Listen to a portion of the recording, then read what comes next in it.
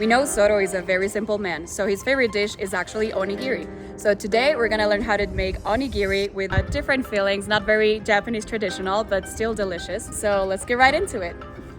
There is a recipe for onigiri on the One Piece Pirate Recipes book by Sanji on page 88. It says it is Oda Sensei's favorite, and it is also Zoro's favorite, and what he names most of his attacks after too. It's hilarious because we actually do not see any onigiri made for Zoro in the bento box Sanji prepared on Whole Cake Island for the Straw Hats. Classic Sanji. But Zoro ate every last bite of the girls' onigiri, and so will we once you see how delicious they will turn out to be. Let's begin preparing the white rice. Measure 2 cups of white sushi rice and put it into a bowl. Wash rice 3 to 4 times until water is clear, mixing it and straining it over and over.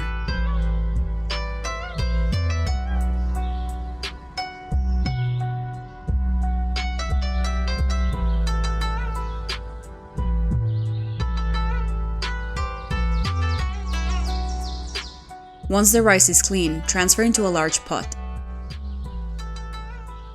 Pour equal parts water to rice ratio.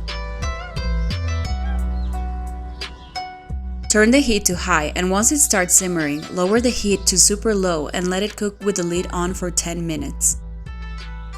Important tip: do not lift the lid during the 10-minute mark. Transfer into another bowl and drizzle a 1/4 cup of rice vinegar. Or if you don't have rice vinegar, you can mix a 1/4 cup of vinegar and a tablespoon of sugar. Mix well and your rice is ready to eat. The book recipe suggests the tuna filling, so we will make that one, but also another special filling recipe I created. The first one is tuna mayo filling. This makes enough filling for 4 to 5 onigiri. Cut a slice of a small onion. Chop the slice of onion into very fine pieces and put it into a mixing bowl. Open the can of tuna and drain off the oil or water. Scoop the tuna into the mixing bowl with the onion. Sprinkle some black pepper, add the mayonnaise, and pour apple cider vinegar into the mixing bowl. Take a fork and fluff the tuna sweet flakes. Stir the mayonnaise and seasoning into the tuna. Continue to mix the filling until it is completely combined. The next filling we're gonna make is honey bacon filling. Cut the raw bacon into tiny squares. Cook the bacon until nice and crispy, preferably. This bacon and honey filling is definitely not very traditional, but believe me when I say it's so tasty. This will become your favorite. Finally, mince the green onion stalk and place into the mixing bowl. Add the rest of the ingredients, the honey, the soy sauce, and the sesame oil. Put the bacon bits into the mixing bowl as well.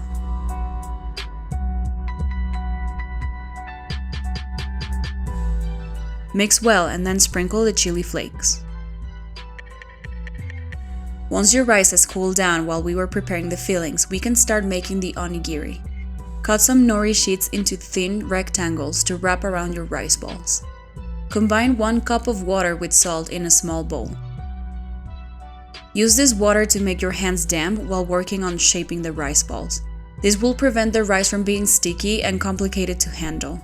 Grab a portion of rice, about a handful, and press on it to create a flatter base, but keep a hole in the middle so the filling doesn't spill. Place a spoonful of your filling of choice and close it using both hands. You may add more rice if the filling is poking out of the rice. Gently press the rice to shape it into a round triangle.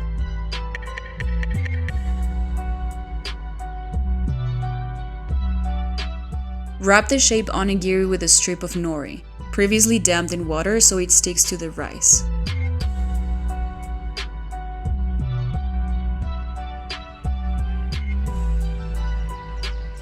Repeat on the rest of the onigiri.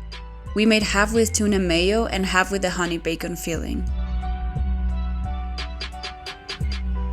Just careful with the honey bacon filling since it has more liquid dripping from that mixture.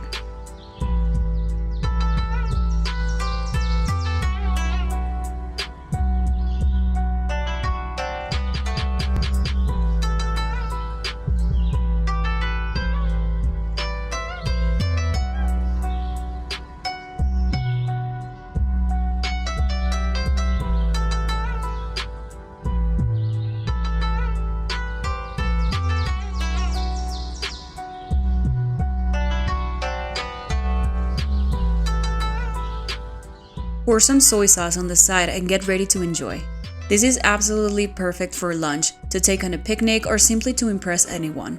They are very easy and quick to make, compared to Frankie's Burgers or Brooke's Curry we made on the past videos. Make sure to check those out if you haven't.